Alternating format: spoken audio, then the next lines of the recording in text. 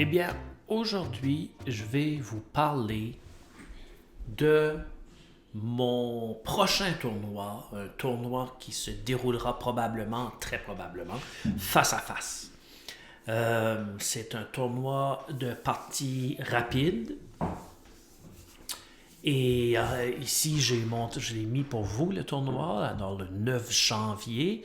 Et probable, il va y avoir 1, 2, 3, 4, 5. Alors, plusieurs joueurs d'au-dessus de 1900 qui, pour moi, est bien, très bien. Puis, c'est des parties qui vont se dérouler. Ça, c'est intéressant. Je n'ai pas regardé vraiment la cadence. Alors, OK, des parties de 25 minutes chaque plus 10 secondes. Alors, à chaque coup. C'est des parties assez rapides. Mais ça va être intéressant. Puis ce que j'aime, c'est une belle... un beau retour, disons, pour moi, à des tournois face à face, dans le sens que malgré que ça ne ferait pas une grosse différence, mais c'est toujours plaisant un peu, ce genre de petit réchauffement-là avec des parties rapides. Alors, je vais être capable d'essayer certaines choses que je veux essayer, justement. Puis, comment est-ce que je fais pour m'entraîner avant un tournoi comme ça? Eh bien, c'est sûr que je poursuis comme vous savez, comme la plupart des joueurs de compétition, peut-être pas la plupart, mais je poursuis mon entraînement inlassablement à chaque jour. Hein. Donc, mais là, ce que je vais faire, c'est que je vais quand même ajouter un peu plus de problèmes tactiques. Puis où est-ce que je les prends, mes problèmes tactiques? Ben, je les prends à plusieurs endroits. Je les prends sur Lichess. J'aime bien les problèmes de Lichess. Puis Lichess a comme modifié dernièrement sa section de problèmes. Donc je trouve que c'est encore mieux qu'avant. Je le prends aussi sur chess.com. Puis aussi dans des livres. Puis je le prends aussi, et ça c'est une belle ressource pour ceux qui ne l'ont pas. J'utilise Chessable. Alors Chessable. Puis Chessable, c'est des livres format électronique, mais que tu peux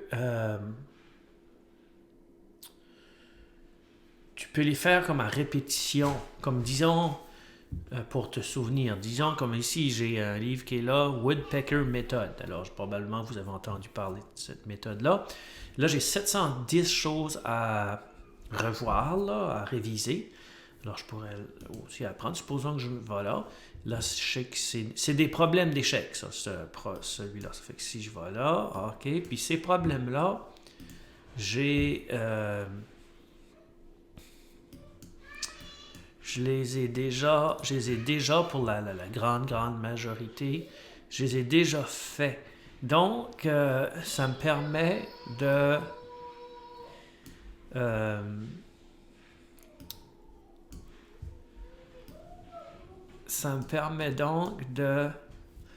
pratiquer à reconnaître rapidement des schémas.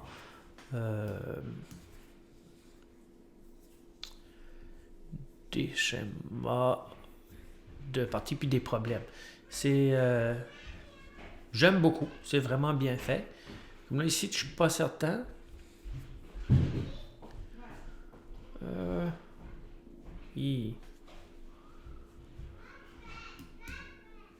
Ok, ça c'était pas.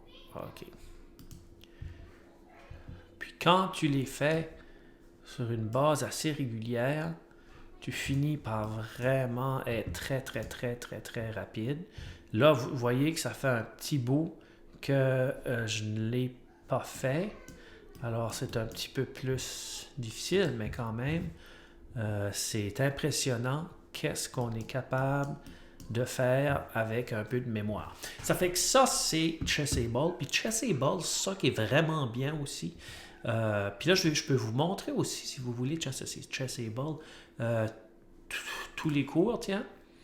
Puis là, il y a des grosses réductions. 50%, wow!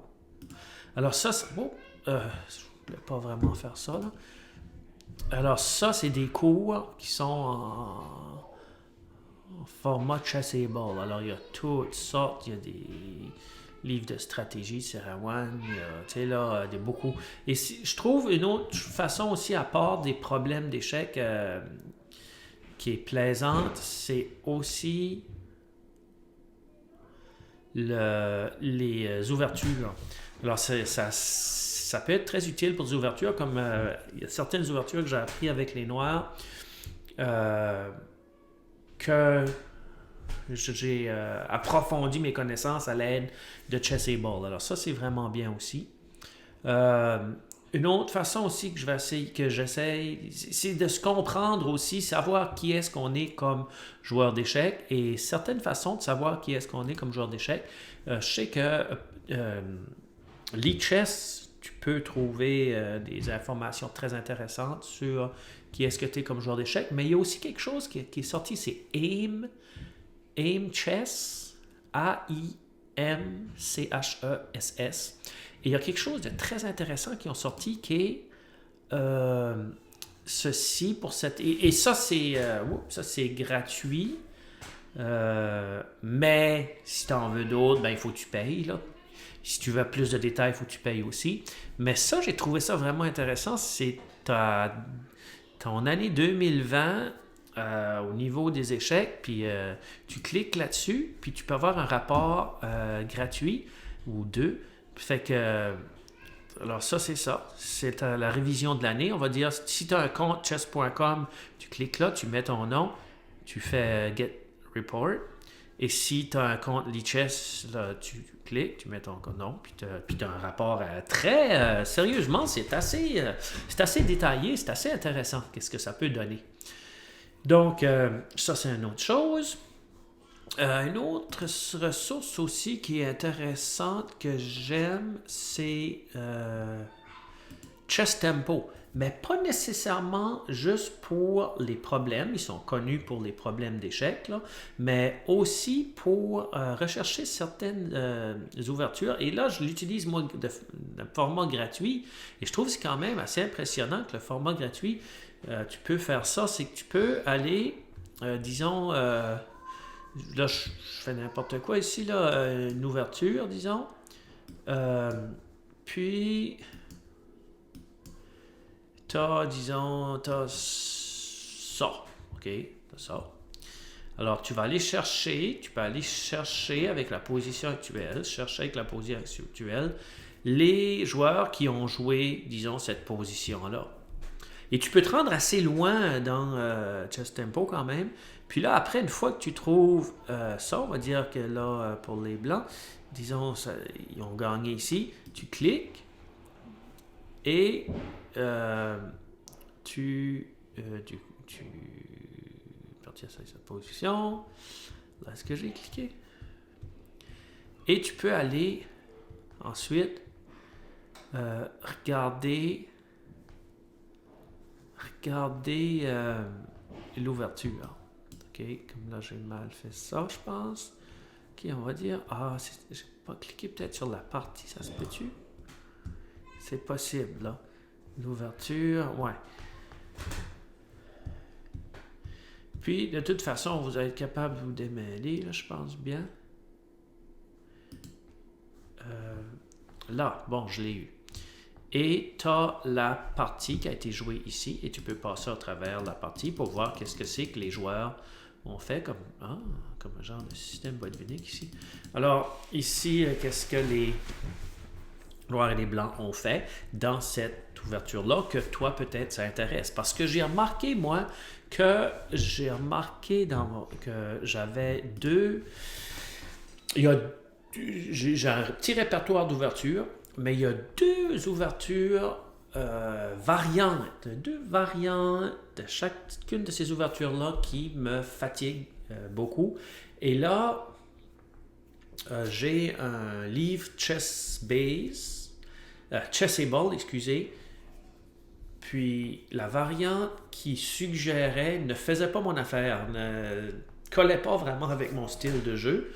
Donc, il a fallu que j'aille chercher dans un livre, proprement un livre physique, là, un autre, disons, conseil d'un autre joueur.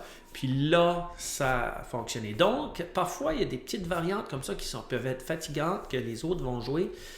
Puis que, disons, ce que tu étudies présentement n'est pas tout à fait ton style. Parce que c'est important d'essayer de rester dans ce que l'on connaît aussi. Tu ne veux pas nécessairement aller jouer dans les plates-bandes de l'autre, d'aller jouer dans quelque chose que l'autre connaît puis toi, tu n'as jamais vu. C'est ça que je veux dire. Malgré tout, l'ouverture n'est pas vraiment une priorité encore pour moi. Pour l'instant, ça va être l'étude des tactiques. Je vais augmenter un peu mes tactiques jusqu'au 9 janvier. Puis, on va voir qu'est-ce que ça donne. Puis aussi, une chose aussi qui est importante, c'est d'aimer étudier ce que tu étudies. Donc, une